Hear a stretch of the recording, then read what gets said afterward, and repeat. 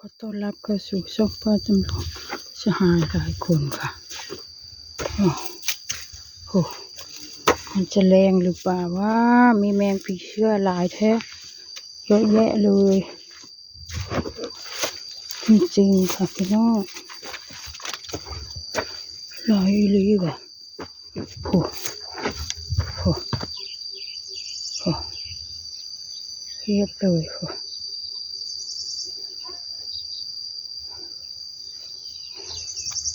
กังวลว่าจะแรงโอ้เดินกันแทบจะไม่ไหวเหนื่อย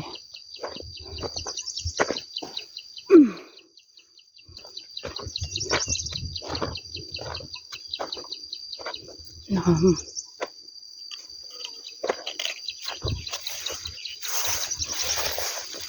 พวกผีเสื้อคณามันลุเลยไปเหนื่อยแทบตายปานคณาโอ้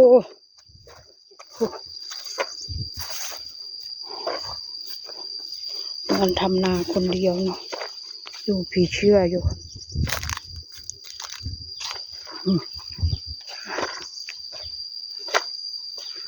น่าผีเชื่อโอ้หลายใช่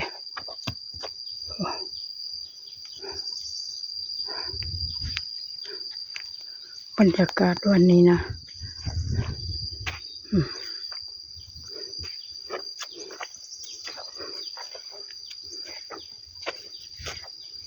ฝนจะตก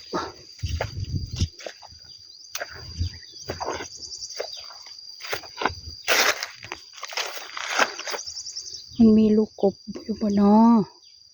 นี่พวกมีลูกกบอ่ะจะหาสาวเตยมาอยู่บ่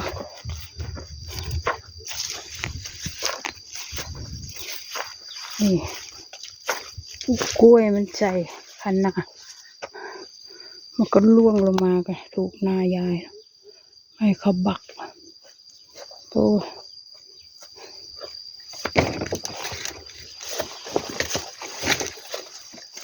ช้างขึ้นทำไมมันเล็กจังพัฒนาแบบไหนไม่เข้าใจ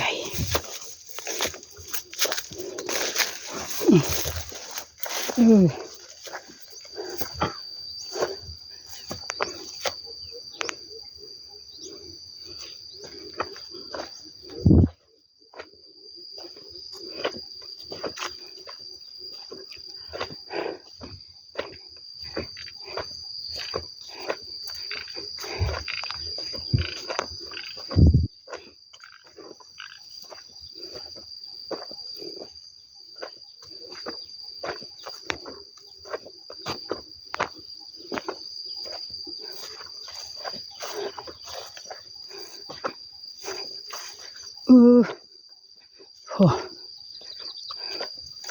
ปลูกแล้วอย่าง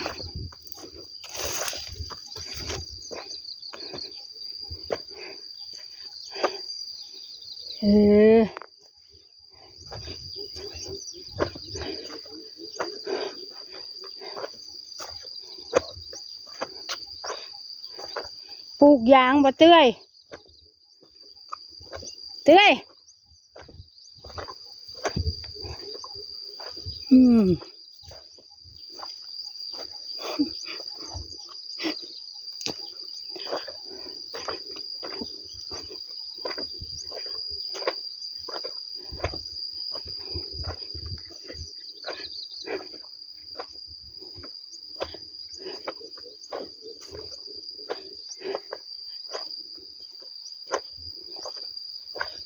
ขุดหุมอย่างเราเจาะ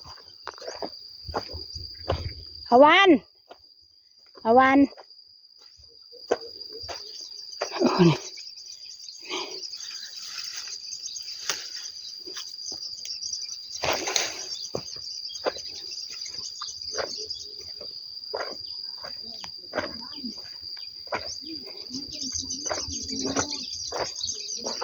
เต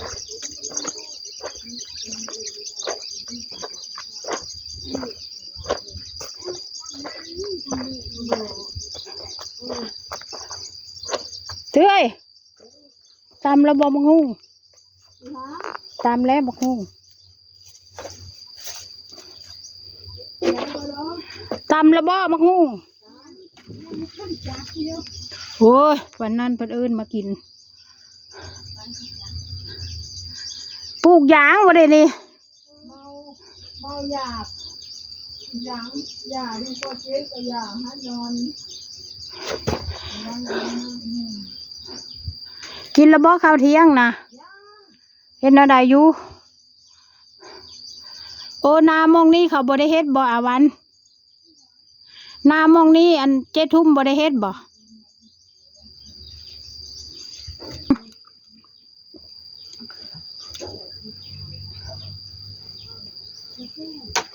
บ่ต่อยเมื่อแล้วบ่ฮะ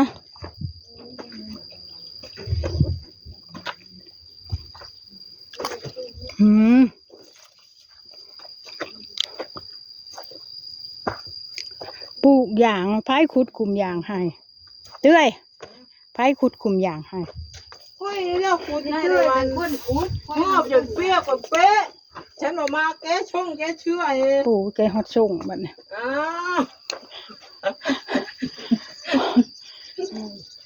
แกฮอดส่งฮอดส่งลงคิวไว้ก่อนแกว่าแกฮอดส่งแกเปรี้ยวเบิดช่องฮะไอ้ตามเด้บักฮุงอยากอายเด้เอาให้ก้อยเบิ่งหาเนี่ยตามบักฮุงไม่ได้กินจักเทื่อบักฮุงก้อยนี่แล้วกูดบักถึกลบช่องนี่แล้วกูดเนี่ยขึ้นมาเนี่ยอันปลาน้องนี่มาใกล้แม่เติมเนี่ยโอ้สิเป็นลมแล้วจังคืนเฮ้ยโอ้แม่นแล้วใช่อันนี้บ่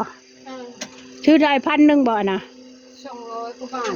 โอ้ยซื้อมาให้แน่ค่อยเป็นน้อยแต่200 บาทเจ้าสร้างบ่ไม่หนิงสั่งแล้วมันปั่นเธออันนึงมัน1 แถม 1แล้วมัน500กว่าบาทแล้วมันปั่นเธออันนึงบ่ของค่อยพันน้อยนึง200ซ้ำฝ่ามือนี่แม่นมันที่โต๊ะอันนั้นค่อยไปซื้อตอง้อยมาหั่นน่ะสั่งเอาสร้างจะไม่ได้ TikTok อันนี้ก็สั่ง TikTok เลยนี่ยาดอกอันนั้นเจ้าสั่งเครื่องดูดฝุ่นก็ยังน้อยนิดนึงป้ากินอ้อมบ่อนเนาะเป็นแต่แซ่บพายป้าจำลองเนี่ยอ้อมบ่อนใจอ้อมบ่อนอยู่นะ YouTube เป็นแต่แซ่บแท้ก้อยเจ้ากุดช่องร้องฮะเดินเข้ามาย่างนะค่อยเอามาแช่มนะ7 ต้นตายเบิดว่ามันอ่อนพูดบ่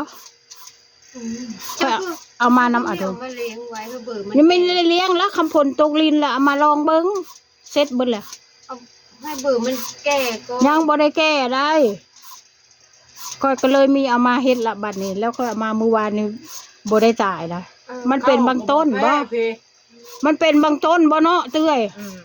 อีหลีบางคุมก็บ่ได้จ่ายได้เดียวนี้เฮ็ดนะ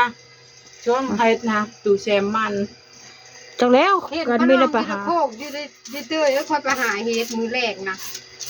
ขึ้นไปบ่ได้เป็นลมหากลงมาเฮ็ดในวันหาให้กิน